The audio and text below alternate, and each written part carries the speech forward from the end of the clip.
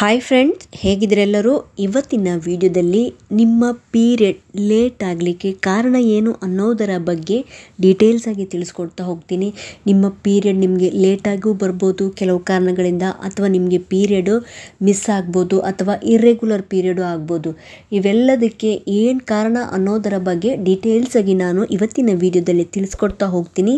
So ಹಾಗಾಗಿ ಯಾರೆಲ್ಲ ಇದುವರೆಗೆ ನನ್ನ ಚಾನಲ್ನ ಸಬ್ಸ್ಕ್ರೈಬ್ ಮಾಡಿಲ್ಲ, ಪ್ಲೀಸ್ ಸಬ್ಸ್ಕ್ರೈಬ್ ಮಾಡ್ಕೊಳ್ಳಿ, ಪಕ್ಕದಲ್ಲಿರೋ ಬೆಲ್ಲೈಕನ್ನು ಕೂಡ ಕ್ಲಿಕ್ ಮಾಡ್ಕೊಳ್ಳಿ. ಮೊದಲನೇ ಕಾರಣ ಬಂದು ನಿಮ್ಮ ವೆಯ್ಟಲ್ಲಿ ಚೇಂಜಸ್ ಆಗುವಂಥದ್ದು. ಅಂದರೆ ನೀವು ಸಡನ್ನಾಗಿ ವೆಯ್ಟ್ ಲಾಸ್ ಆಗುವಂಥದ್ದು, ಅಥವಾ ಸಡನ್ನಾಗಿ ವೆಯ್ಟ್ ಗೇನ್ ಆದ್ರೂ ಕೂಡ ನಿಮ್ಮ ಪೀರಿಯಡ್ ಸೈಕಲಲ್ಲಿ ಏರುಪೇರಾಗಿ ನಿಮ್ಮ ಪೀರಿಯಡ್ ಮಿಸ್ ಆಗ್ಬೋದು, ಅಥವಾ ಪೀರಿಯಡ್ ಲೇಟಾಗೂ ಕೂಡ ಬರ್ಬೋದು, ಅಥವಾ ನಿಮಗೆ ಪೀರಿಯಡ್ ಇರ್ರೆಗ್ಯುಲರ್ ಕೂಡ ಆಗ್ಬೋದು. ನೆಕ್ಸ್ಟ್ ಒನ್, ನೀವು ತುಂಬ ಸ್ಟ್ರೆಸ್ ಆಗಿದ್ರೂ ಕೂಡ ಇದು ಕೂಡ ನಿಮ್ಮ ಪೀರಿಯಡ್ ಸೈಕಲ್ನ ಮೇಲೆ ನೇರ ಪರಿಣಾಮ ಬೀರುವಂಥ ಸಾಧ್ಯತೆಗಳಿವೆ. ಇದರಿಂದ ಸರಿಯಾಗಿ ಪ್ರತಿ ತಿಂಗಳು ನಿಮಗೆ ಕರೆಕ್ಟಾಗಿ ಅಂಡೋತ್ಪತ್ತಿ ಆಗದೇ ಇರಬಹುದು.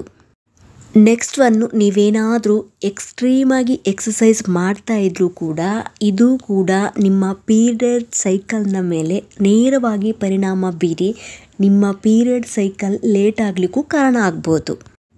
Next one, premenopause. ಅಂದರೆ ನೀವು ಇನ್ನೇನು ಋತುಬಂಧಕ್ಕೆ ಹತ್ತಿರ ಆಗ್ತಾ ಇರುವ ದಿನಗಳಲ್ಲೂ ಕೂಡ ಈ ರೀತಿ ನಿಮಗೆ ಪೀರಿಯಡ್ ಲೇಟಾಗಿ ಬರುವಂಥದ್ದು, ಪೀರಿಯಡ್ ಮಿಸ್ ಆಗುವಂಥದ್ದು, ಅಥವಾ ಇರ್ರೆಗ್ಯುಲರ್ ಪೀರಿಯಡ್ ಆಗುವಂಥ ಲಕ್ಷಣಗಳು ಕಾಣಲಿಕ್ಕೆ ಸಿಗುತ್ತೆ.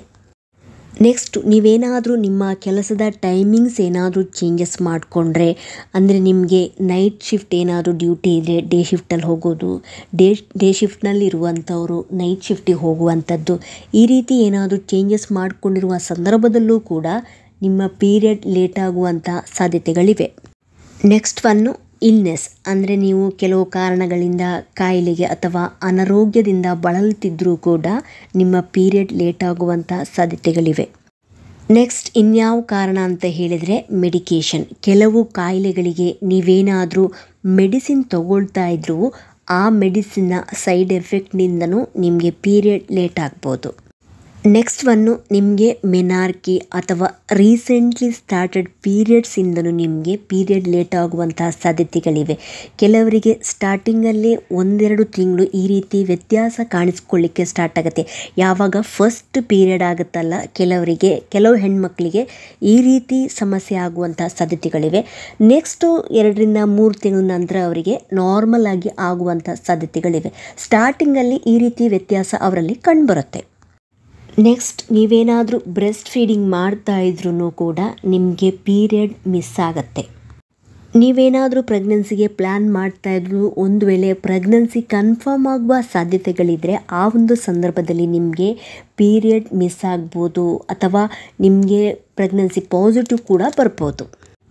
Next one, contraceptives. ಅಂದರೆ ನೀವೇನಾದರೂ ಗರ್ಭ ನಿರೋಧಕ ವಿಧಾನಗಳು ಪಾಲಿಸ್ತಾ ಇದ್ರೂ ಕೂಡ ಇದರಿಂದನೂ ಕೂಡ ನಿಮಗೆ ಪೀರಿಯಡ್ ಲೇಟ್ ಆಗುವಂಥ ಸಾಧ್ಯತೆಗಳಿವೆ, ಅಥವಾ ಪೀರಿಯಡ್ ಮಿಸ್ ಕೂಡ ಆಗ್ಬೋದು. ಇನ್ನು ಕೆಲವರಿಗೆ ಈ ಹಾರ್ಮೋನ್ ಇಂಬ್ಯಾಲೆನ್ಸಿಂದ PCOD ಅಥವಾ PCOS ಅಂತ ಸಮಸ್ಯೆಗಳು ಕಂಡುಬರೋದ್ರಿಂದ ಅವರಲ್ಲೂ ಕೂಡ ಈ ಒಂದು ಪೀರಿಯಡ್ ಇರ್ರೆಗ್ಯುಲರ್ ಆಗ್ಬೋದು, ಅಥವಾ ಪೀರಿಯಡ್ ಅವರಿಗೆ ಲೇಟಾಗಿ ಬರ್ಬೋದು, ಅಥವಾ ಪೀರಿಯಡ್ ಮಿಸ್ ಆಗ್ಬೋದು. Next one, chronic disease. ಅಂದರೆ ದೀರ್ಘಕಾಲಿಕ ಕಾಯಿಲೆಯಿಂದ ಬಳಲ್ತಿದ್ರೂ ಕೂಡ ಅಂಥವರಲ್ಲೂ ಈ ರೀತಿಯ ಸಮಸ್ಯೆ ಕಾಣಿಸಿಕೊಳ್ಳುವ ಸಾಧ್ಯತೆಗಳಿವೆ. ಅಂದರೆ ನಿಮ್ಮ ಪೀರಿಯಡ್ ಸೈಕಲ್ನಲ್ಲಿ ಏರುಪೇರು ಆಗುವಂಥ ಸಾಧ್ಯತೆಗಳಿವೆ. ನೆಕ್ಸ್ಟು, ನಿಮ್ಮ ದೇಹಕ್ಕೆ ಸಾಕಾಗುವಷ್ಟು ಫುಡ್ಡು ನೀವು ಸರಿಯಾಗಿ ಸೇವಿಸ್ತಾ ಇಲ್ಲ ಸರಿಯಾದ ಸಮಯಕ್ಕೆ ಅಂತ ಹೇಳಿದರೂ ಕೂಡ ಅದು ತುಂಬ ಹೆಲ್ತಿ ಆಗಿಲ್ಲ ಅಂದ್ರೂ ಕೂಡ ಈ ರೀತಿಯ ಸಮಸ್ಯೆ ಕಾಣಿಸಿಕೊಳ್ಳುವ ಸಾಧ್ಯತೆ ಇರುತ್ತೆ.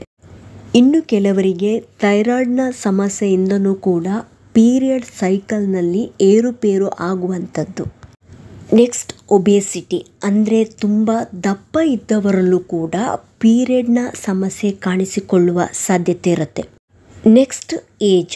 ಅಂದರೆ ನಿಮಗೆ ಏಜ್ ಆಗ್ತಾ ಹೋದಂಗೂ ಕೂಡ ಕೆಲವು ಕಾರಣಗಳಿಂದ ಇರ್ಬೋದು, ಅಥವಾ ಕೆಲವು ನಿಮ್ಮ ಹಾರ್ಮೋನ್ ಇಂಬ್ಯಾಲೆನ್ಸಿಂದನೂ ಕೂಡ ಈ ಒಂದು ಪೀರಿಯಡ್ನ ಸಮಸ್ಯೆ ಕೂಡ ನಿಮಗೆ ಏಜ್ ಆಗ್ತಾ ಹೋದಂಗೂ ಕೂಡ ನಿಮ್ಮ ಪೀರಿಯಡ್ ಇರ್ರೆಗ್ಯುಲರ್ ಆಗ್ಬೋದು, ಅಥವಾ ಪೀರಿಯಡ್ ಮಿಸ್ ಆಗ್ಬೋದು, ಅಥವಾ ನಿಮ್ಮ ಪೀರಿಯಡ್ ಲೇಟ್ ಆಗು ಕೂಡ ಬರ್ಬೋದು.